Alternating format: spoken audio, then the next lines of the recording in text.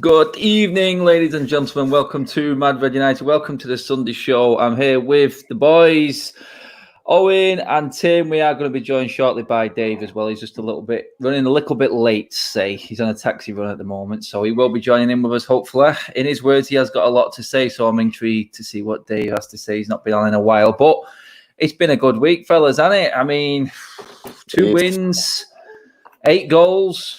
Absolutely amazing football to watch. And I said it in the title, are United back? Are we turning a corner? I'm just going to point out the actual major stat, what it is. It's 16 games unbeaten.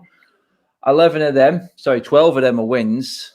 42 goals scored and 6 conceded. Now, if that was Liverpool or City, everyone would be going and jumping through flaming hoops for them. But because it's United and we have this sort of history over the last 7 years of failing or flattering to deceive, you could say, it's not being looked at, I don't think, in the right way. But I'm going to come to you boys first of all. I'm just going to come to the birthday boy, Owen. Everyone, so you know, Owen was out last night till God knows how what. Well, actually, no, he was in his own home playing safe. In my own home, playing it safe. You know what that means? When you're at home and you're drinking, it gets even worse. Owen, how's the hangover first of all, mate? And surely you've still got enough in you to get excited and talk about United after this week as well. Mate, honestly, best birthday present possible. Two United wins either side of my 21st. Fucking happy days, man. Playing beautiful. Know which one to celebrate. Honestly, happy as Larry. And the hangover's not great today. Drinking Guinness till all hours of the morning. I knew it was going to get messy after that video you sent in there. Yeah, no, I was so happy about that. I was so happy about the win. I couldn't hold back on the drinking. So, but look, we move on. Happy days. Watching the match yesterday as well. Scoring 5 goals. Brilliant to watch, man. We looked good. There was shaky parts though. I was a bit afraid at certain points. Like during the first half, I wasn't. We didn't look amazing. I'm going to get into them. I'm going to get into them in a minute, and how I feel it's sort of being looked at in the press. But first of all, fair point from Owen there. We'll touch on them. But Tim, all the way over in Canada there, mate. Mate. How was it celebrated over there, mate? Were you bouncing up and down? Oh, yeah, I was going mental, mate. Really good, like, outside of the couple errors that I'm sure we'll get into, the goals were just, some of those goals were just Tony world-class. That was disrespectful. That was that good. just disrespect. I'm sure it was. Ramsdale's going to be crying for a week, mate. He'll have nightmares. Yeah, I think it was United who tweeted out. I think they put a tweet out with the video of Martial's goal saying, "Warning: this content is ice cold." It was like, oh, come on, even United are jumping on it now. But no, I mean, Tim, like you said, then, mate, it was first of all just good to watch some exciting football. Let's not get it wrong, fellas. We've been dealing with a lot of crap over the last 6 or 7 years now, haven't we? With different managers, negative outlook on things all the time. And I think that's where some of the negative comments are coming from a few United fans. Because, you know what I mean? We can score 8 goals in a week and we're still trying to find fault with things. So it's just can't get out of this mode of thinking that this isn't real at the moment. I don't know how many more games we're going to have to go on and win before it convinces people. But for me, I think the one thing that is totally different right now is definitely the front three, the combination there, and then the midfield supply behind them. That is, without doubt, one of the most exciting setups I've seen since the likes of Scholes and Keane backing up Cole, York, Sheringham, Van Nistelrooy, whoever you want to mention in that forward line. It is frightening right now. I'll come to you first, Owen, mate. I mean, I don't know which one of them I want to praise more, but I've got to start with the wonder kid, mate. And it's getting frightening, mate, how good Mason Greenwood is getting. We all knew he had potential, mate. We knew he had potential. We talked about it weeks ago about not bringing someone in because we had Greenwood. And you know what? We still know we all know we need to bring more players in because we need strength in depth. But for me, this kid now, he's just seen this opportunity and he's grabbed it with both hands, mate. He looks world class already in the way he moves off the ball. I mean, you've got to be impressed, Owen, mate. That is one hell of a play we've got on our hands. Beyond impressed. Like, we've been talking about it for a couple of years coming through, like, you know, as a possible start, like, you know, coming into cup games and stuff. We've all been excited about it for a couple of years, and we thought But there is always that apprehension with a youth player coming through that you think maybe he won't cut the mustard because you've seen it so many times. But he's just taken it. He's taken every opportunity anytime he's played in Europa League, and his second goal epitomised it for me. Whenever I see him cut inside or like cut in and out, you think he's gonna score because he's so clinical. He'd finish anything. Honest to God, he's just a brilliant finisher, brilliant player. He's only 18. He's only gonna get better. He's just on the ascendancy, man. I think he will be a top level. Is he on 15 for the season now already? Or was it 14? Yeah. I think it's 15 for the season, mate. He's when on was 15. The last time that we had 3 forwards that had 20, 20, and 15? Because Rashi's on 20 now. Martial's on 20. It's 55. They got more goals than Liverpool. 55 between the front three. Between them. Yeah, more goals than when was the last time we had that? They're a force. Do you reckon? Like I said to you boys, MMM. Mason, Marcus, Marshall. Sod your MSNs, sod your BBCs. It's all about MMM, mate. Honest to God, we'll be doing it. I mean, I don't know about you, Tim, but I think the broadcaster was BT. I don't know who was broadcasting it over there for you in Canada, but the comment at full time from Rio Ferdinand nailed it for me. Yeah, he was on the punditry panel and he said, you go up to the kid, you go, yo, Mason, what foot are you? And he'll go, I don't know, mate. It's just natural ability. It feels like he can play with both that much that he hasn't got a clue what his best foot is. If you can't figure out what your best foot is, mate, and you're playing the way you are, then that, for me, that sends shivers down my spine in terms of the potential. Not already the form he is in, but the potential to go even further in his career and get even better. The fluidity of that front three of Martial, Rashford, and Greenwood is just an absolute nightmare to defend because they can interchange so well. They fill each other. They fill space. It's just you look at the goal that Martial scored and the goal that Rashford or Greenwood scored.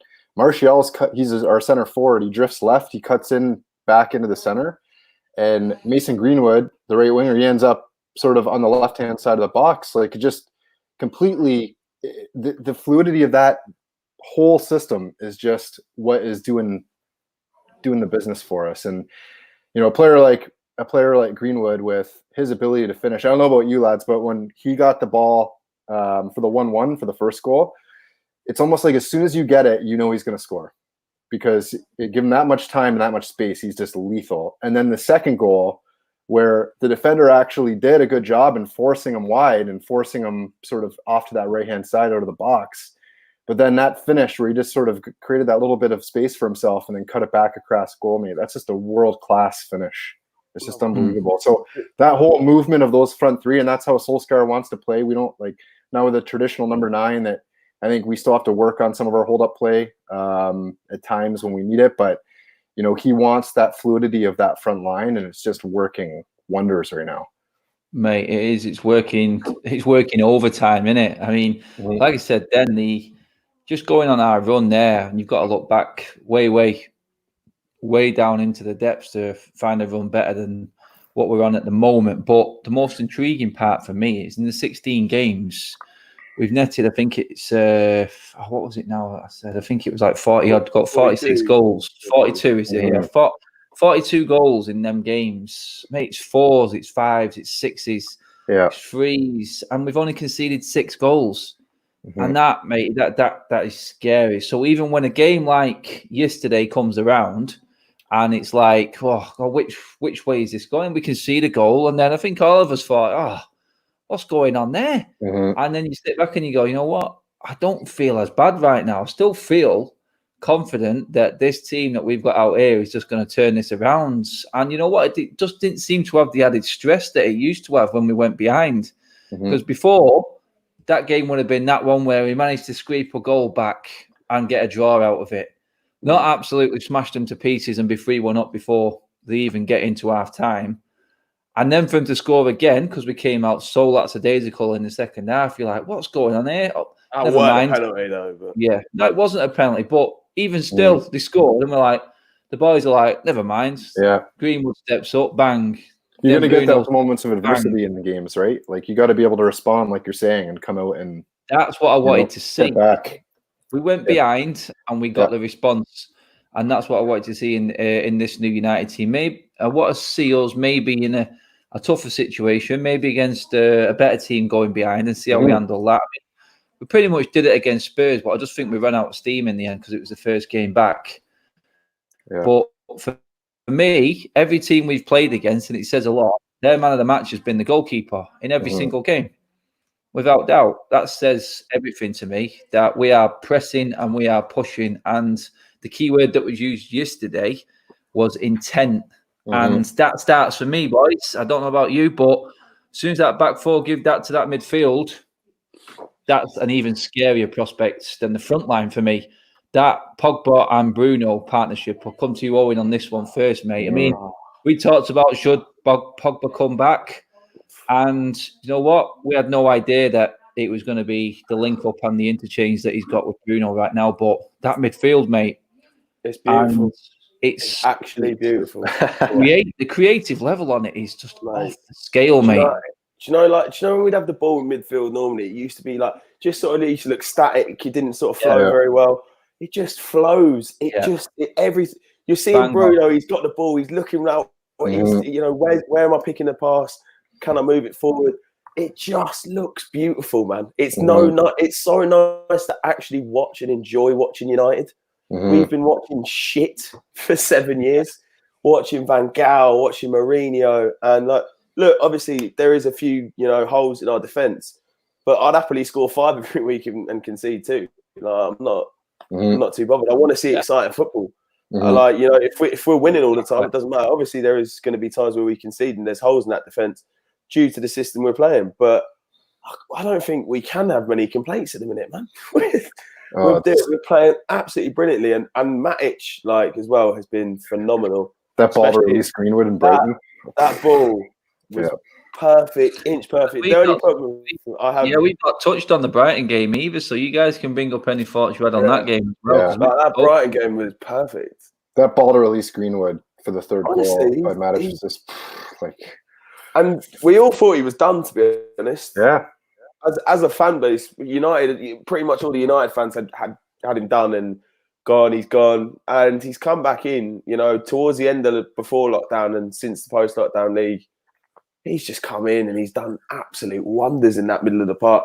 And I think we just need to have someone able to bring in someone to be able to rotate with him, because I don't think he's fit enough to play 38 games, 40 games a season.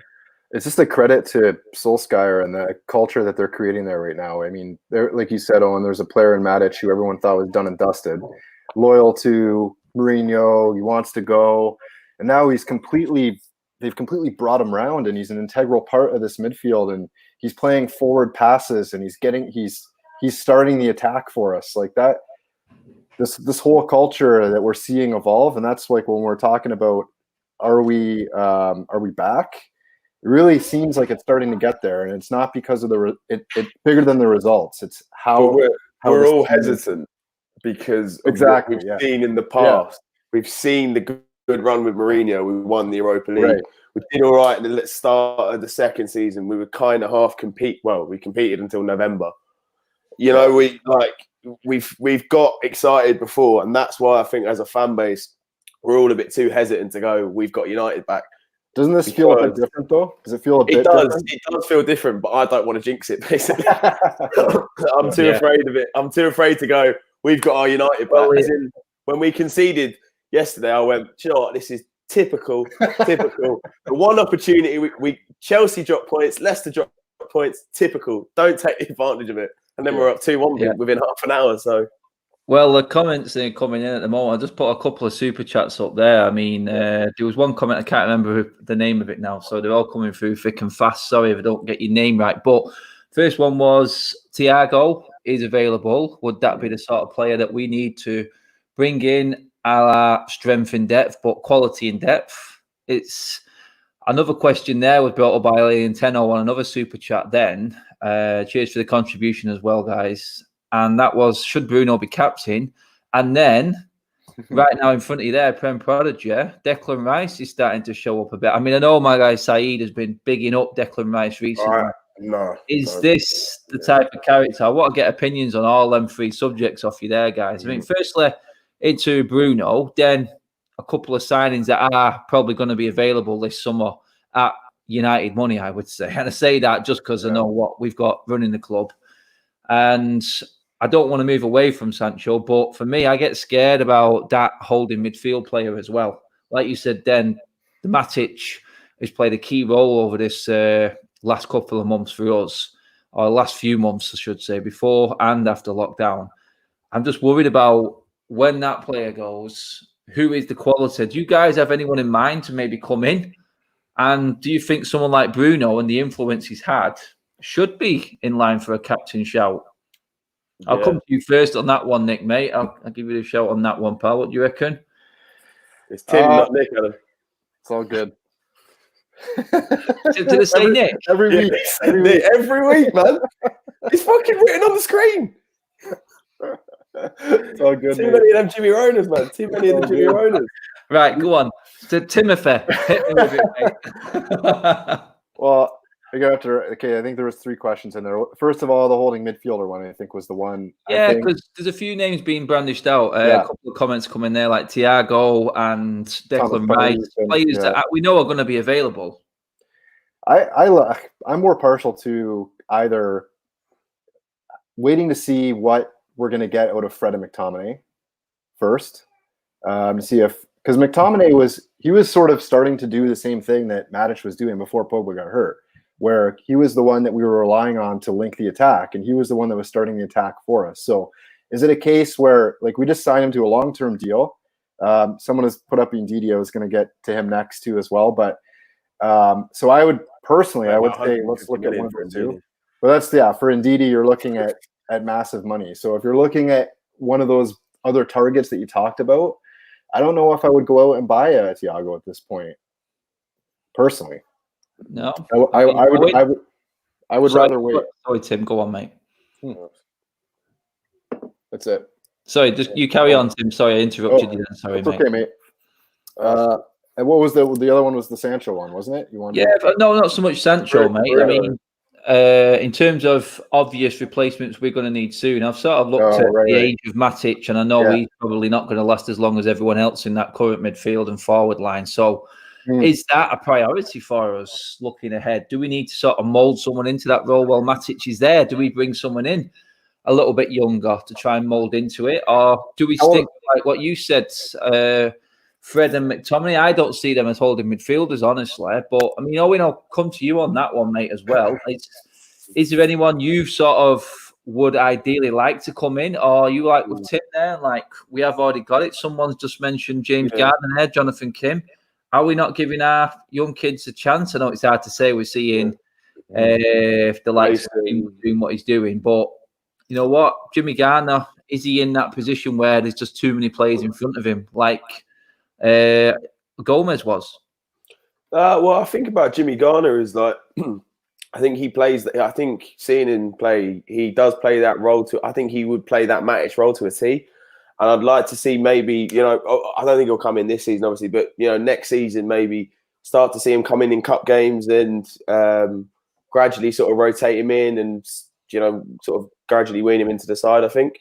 Because I agree with you completely, Adam. I don't think McTominay or Fred are holding players. I think they like to go forward a bit here and there. McTominay is more of a holding player than Fred, but Fred likes to get forward. He likes to go. I don't think he can be that holder in front of the defence. In terms of bringing someone in, I like Thomas Partey, but with that 50 million, that didn't seem like a bad deal.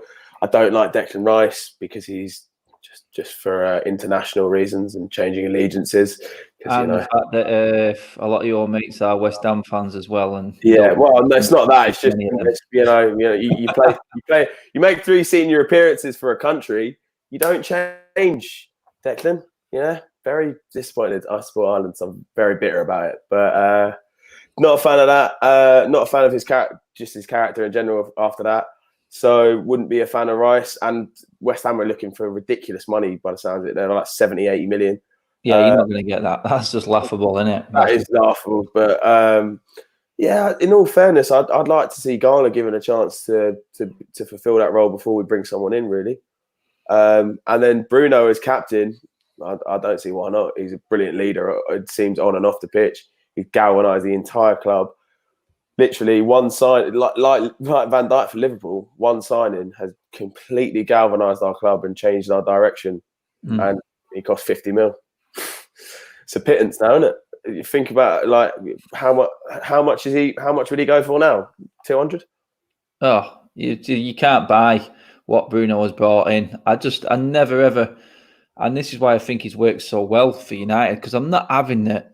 A guy of this quality has just gone completely under the radar across the rest of the footballing world from all the big guns. We're not even in the Champions League or guaranteed Champions League, and we still got this guy ahead of anyone else.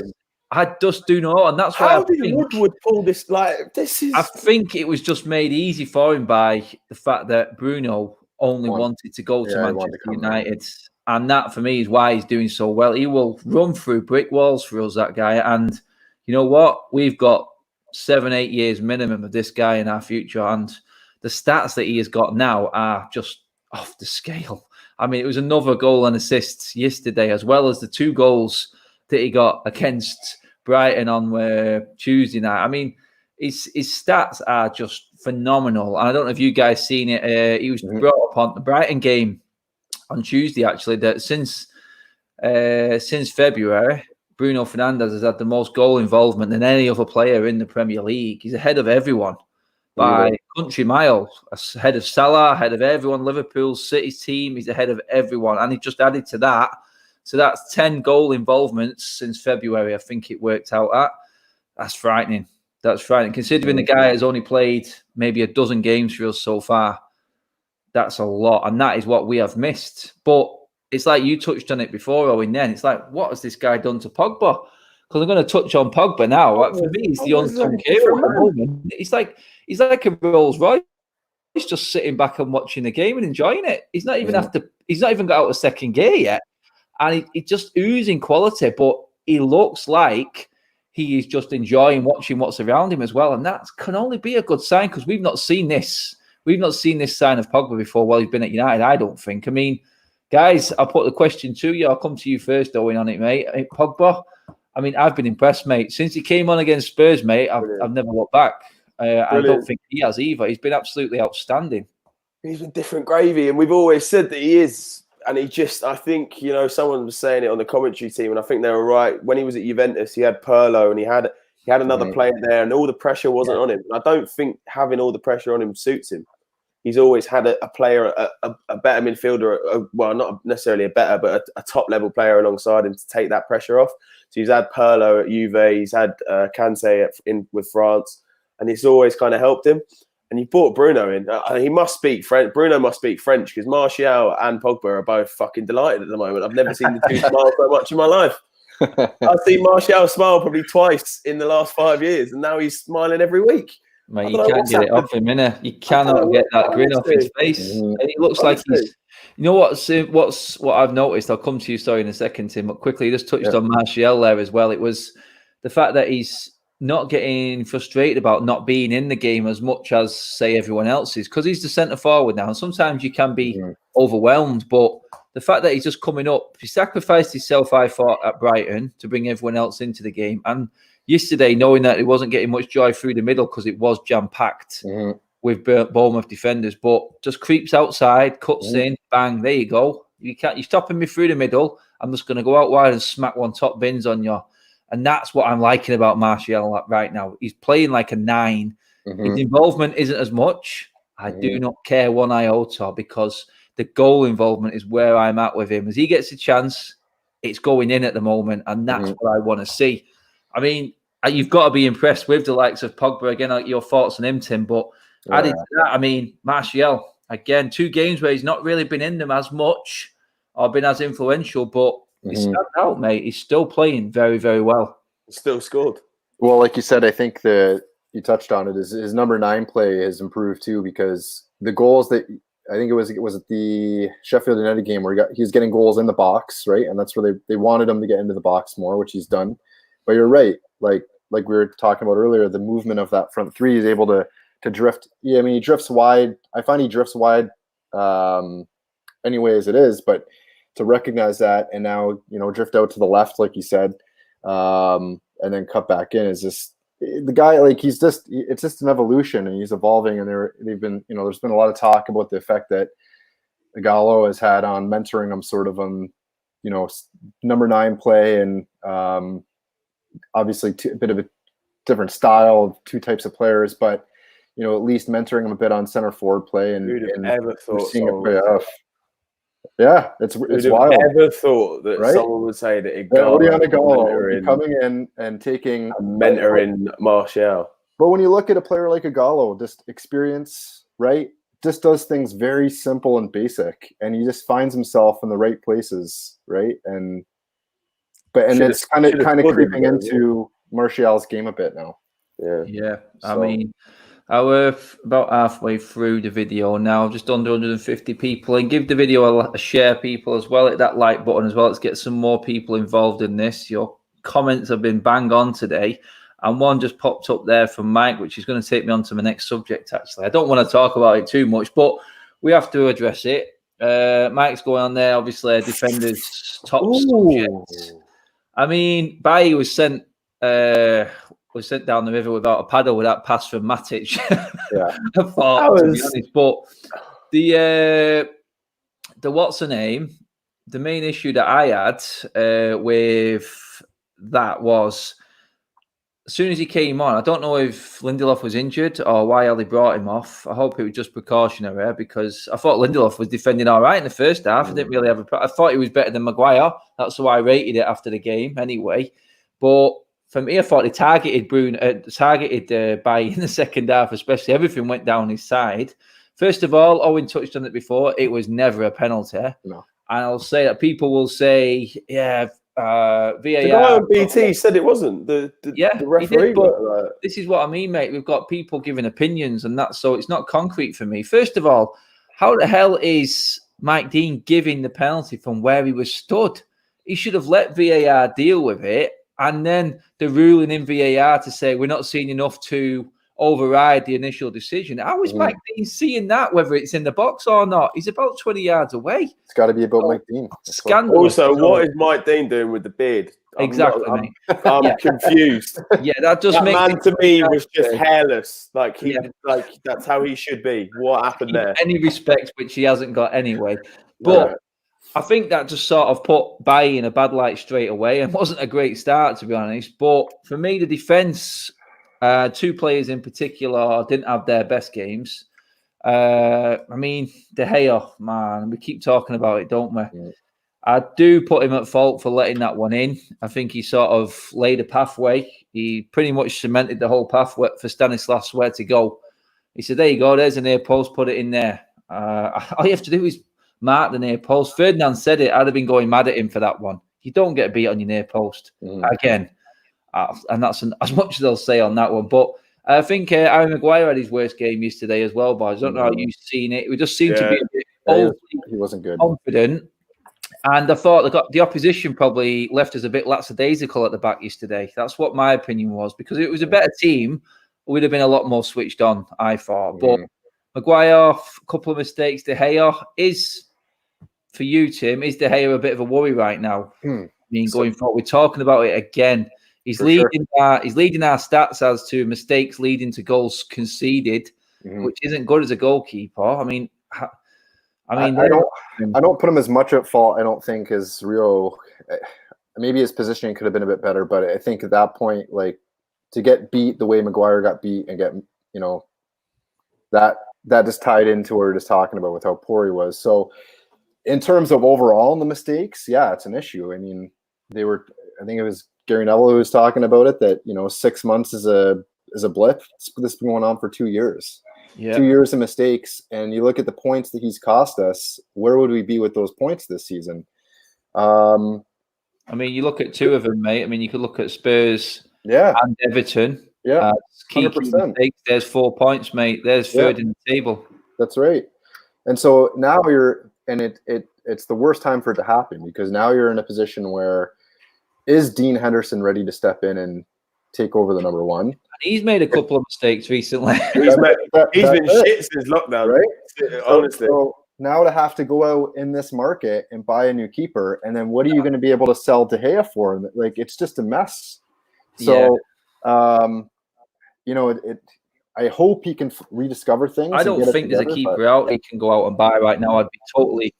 I don't think we'd be totally confident in any keeper bringing him in right now. I mean, I don't see why Romero doesn't get a fair shout in the Premier League. I mean, he made a bit of a blunder for me against Norwich, but to be fair, the guy's clean sheet ratio is off the scale as well. But for me, I do think he deserves more of a shout in the Premier League. But Ollie does have his favourites, and he will always go back to them. I mean, how did you see the defensive performance yesterday, Owen, mate? I mean, obvious mistakes, but I do feel looking at the stats, mate, they had 3 shots, Bournemouth. 2 of them were goals. 1 of them was the penalty. Was it that bad? Are we just overreacting? No, it was. No, I don't think we're overreacting. That was terrible defending. And you were saying about Lindelof. I personally don't like him as a defender. I just don't like that. That's everyone has. It's so split. Our defense is so split on. Really not a fan of it. And like I was speaking to a lot of my mates yesterday and stuff. They're all like not a lot of them United fans, but they're saying about Maguire and how he's so bad. And I don't think Maguire is necessarily that bad as people are seeing him. I think he has had these 2 massive blunders, but I think it gets highlighted a lot more. I'm going to stop you there, actually, Owen, mate. I'm just going to back you up on that. This season, most passes in United squad, Harry Maguire. Aerial duel battles won, number 1, Harry Maguire. Most clearances, Harry Maguire. Most interceptions, Harry Maguire. It just seems like that price tag enhances any mistake he makes to stupid levels where people just think that he's the player that they're bringing him down when really they shouldn't be bringing him down. For me, I back you up on that one, Owen, mate. He is getting unfair stick from a couple It's not his fault. It's not his fault that Leicester wanted 80 million. Do you know what I mean? Like, he didn't. You know, he had a good World Cup for England, and English players get massively overhyped, and you have to overpay for them. That's just the way it is. And he has made. He got made an arse of. He got nutmegged, and it happens. I played football when I was younger. I was a defender. I wasn't very good. You're 21 now, mate. What are you talking about? I feel old, Adam. I feel old. I'm 21. Mate. That's not your age. Nah, but I think Maguire's criticism has been unfair. I thought Shaw's actually come in quite well in the last couple of games, to be honest. Wan-Bissaka, I think, has been probably our best signing. Awesome, Wan-Bissaka. He's unbelievable. But I think someone commented there about need to get rid of Bailly. I quite like Bailly. I think he's a good player. But then again, Bailly has had absolute stinkers for us in the past, and if it depends on whether he hits that good run of form. Like, if he could play like he did against Chelsea every week, in the team every week. But, do you remember, like, when he started in Paris, he got subbed off because he was that bad? Like, he was playing in a formation that didn't suit, I thought, in that one. All I did well to notice the issue that was there and actually change that around in the end. But damage was starting to be done in that one. Phil Burtonwood says there, cheers, Phil, for that contribution, mate. If De Gea concedes the first one against the top 6 side, would we come back from that, especially if the game is tight? And you know what? His mistakes seem to come in games when they cost us. If he made a mistake when we're 4-0 up, he probably wasn't be looked at, but he seems to make them when it's really tight, like Phil said there, and it's always at crucial times. I don't know what it is, but I mean, I feel like the likes of Maguire and Bissaka coming in and making our defence stronger. And let's not forget, guys, I pointed it out at the start of the video as well. It's 16 games unbeaten and only 6 goals conceded. So let's not look too far into a few mistakes. They're high profile mistakes, and that's what's killing them at the moment. And that's where the opinions are coming out on them. But at the end of the day, and we want to bring the likes of Axel and give him a chance. We want to give Bailly a run in, but Lindelof is holding his own at the moment for Ole. And is Bailly going to get a chance to run himself into form, you could say, play himself into form? That's the question. I mean, Nick, do you ever see him coming in and getting enough games? Fucking hell, Adam. It's Tim. Jesus. It's Tim. Sorry. It's Tim. It's all Get that. God. We're talking Yeah, high-profile mistakes, and I keep getting the names wrong. That's what happens to us quality. You know what I mean? Sorry, Tim. just gonna let it How ride many of them now. Coronas you had, man? Jesus. I'm just gonna change this to Nick. Seriously though, there's so many similarities to the names Tim and Nick. Don't you agree, everyone? Comment now, or I'm never going to let you come on again.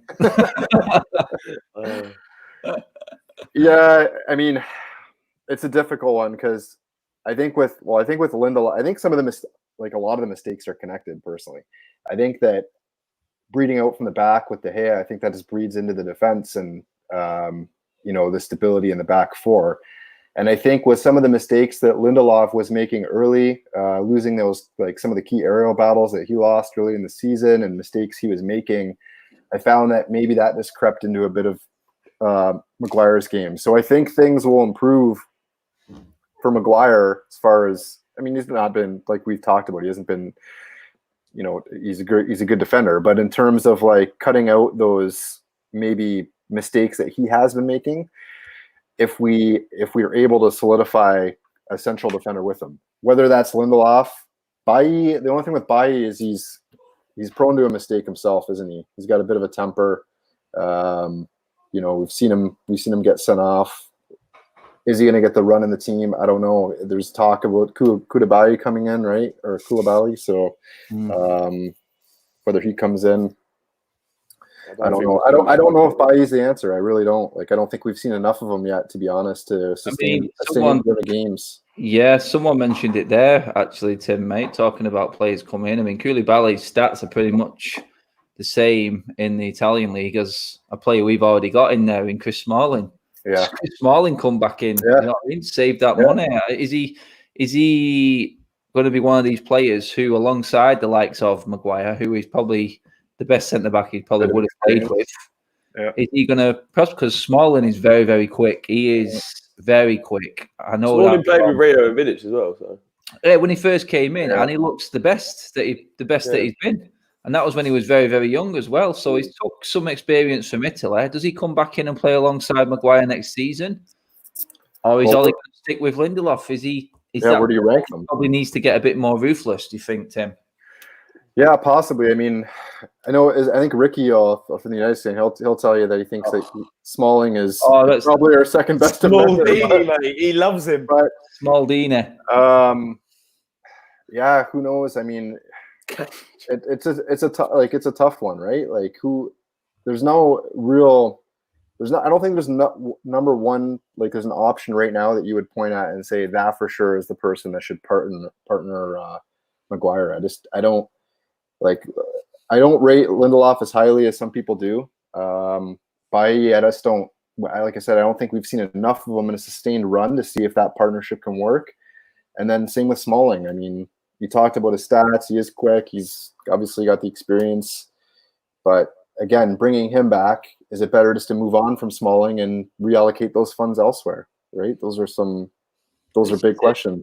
This summer is going to come down to, we're looking like everyone's saying we need a centre-back, but let's be honest, the way we're playing at the moment, I look at it and go, you know what? 6 goals conceded in 16 games. I'm loving the way we're attacking. We lose a couple of key attackers, then this squad starts to look threadbare because straight away your replacements for Pogba and Bruno are Mata and Lingard for that sort of attacking midfielder role. And then you start to think, this is the United of old.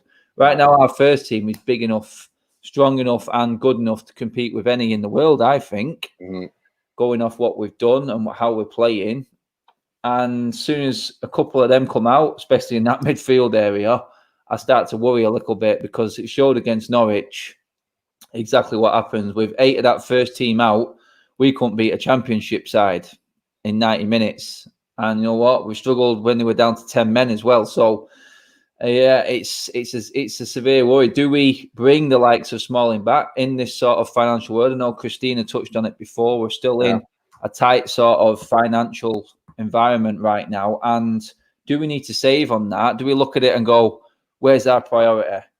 Right now, we need backup for the midfield, I think. And I think the priorities have to be a Sancho, because I do feel like we still need options in that forward line because Martial and Rashford have both had their injuries. Greenwood's still firing, I know, but he hasn't hit that injury side of his game yet. It will come. It comes to all players. I just feel like we need that option there. I do feel we need another midfielder as well, personally. Before a centre-back, I really do. 100%. Before a centre-back. I mean, I can't remember what you said, though. I mean, where was your priorities in terms of transfers this summer, mate? I mean, essentially before Mason Van Greenwood turned up playing so well on the right wing, it was massively for a right winger, but it seems like Mason sort of made that role his own. But if you then look at pulling out, I mean, someone's mentioned Grealish there. I don't think Grealish is a level above anything that we have in the he's obviously a level above Mata and Lingard, but is he? Yeah, he's not walking into that first 11. Yeah, he's not walking into the first team. He's got to realise if he does come that he's going to be on the bench. But I think spending 50, 60, 70 million on a squad player is stupidity, and our funds could be allocated better than that. The problem is, though, our squad. Anyone you would spend that money on in a first team player right now and swap in for us, what we've got out there on the pitch right now, though? I don't know. It's a difficult one, man. It's just. I'd say we've got the best right back in the league. Mm-hmm. We've got one of the best holding midfielders in Matic at the moment. The best two creative midfielders behind probably De Bruyne only, and then the forward line. Stats speak for themselves, mate. I wouldn't swap our forward line with any in the league at the moment at all. I don't care what anyone says. Individual strikers are brilliant, but as a trio right now, and you know what? I wouldn't mind a bit of a blueprint of Jurgen Klopp's front three and how they play, but we're doing it ourselves now. I think that's the right way. That's like the sort of the ticky-tacky pep football is being weaned out, I think. The gun-ho, fast attacking football in bursts seems to be the way it works, because that's what Liverpool do. They have 20-minute spells in games and you look at them going, how are these 20-odd points clear? And then all of a sudden, 10 minutes, the game's over. And that's what they do. We're similar to that right now. There was a spell in that game we're 1-0 down with 20 minutes to go, I think, in the first half. And my feet are up on the couch at half time. We're 3-1 up. You know what I mean? It's like, where did that come from in the end? And it's, I just feel like we're moving in the right direction in the style of play. But I don't see 60 million being spent on a first team player who is going to replace anyone in that team right now. The biggest problem is you guys talked about the depth. Is the drop off from our first, and Mick said exactly what I was going to say. Is the drop off from our first 11 to the rest of the squad is so massive. Yeah, you can't point anybody in our squad. If Bruno were to get hurt and say someone else can step into that number 10 role and at least do a job for us, because we've had players come through that number 10 role from within the squad that just Matt is just not there anymore. Pereira, Lingard, no. So I know what Owen's saying with not spending 50 to 60 million on a squad player, but I feel like there's such a massive separation between the first 11 and the rest of the squad almost that you have to go out and. It's also it's very difficult to go to a player like Grealish, who is the big star in Birmingham. Like, everyone loves him at Villa, hailed as a god pretty much, and I think he is a bit of an ego from that as well. I think it's very difficult to go to a player like that and go, yeah, you're going to sit on our bench and we'll rotate you in a bit. If he goes anywhere past top 6, he's going to be on the bench. He don't get in Liverpool, he don't get in City, he doesn't get into Chelsea for me ahead of what they've got and what they've already brought in. And then it's us. And I just don't see him get it. If he thinks he has to get to the top club in England, especially, never mind going abroad, then he has to realise and accept that he is going to be on the bench and he isn't going to start every game. It's as simple as that, isn't it? Now he has to look at it that way. I think this is the sort of issue that we've got in terms of bringing players in. We're not going to be able to promise any player first team football. I think maybe you'd have an argument with Sancho, but anyone else for any other position in our team, you could argue centre back. Some people would argue left back, but I'm happy with Shaw and Williams at the moment. We've got the best right back in the league. Like I said, centre midfield, see you later. You're not getting into that unless you're Kevin De Bruyne, which is never going to happen.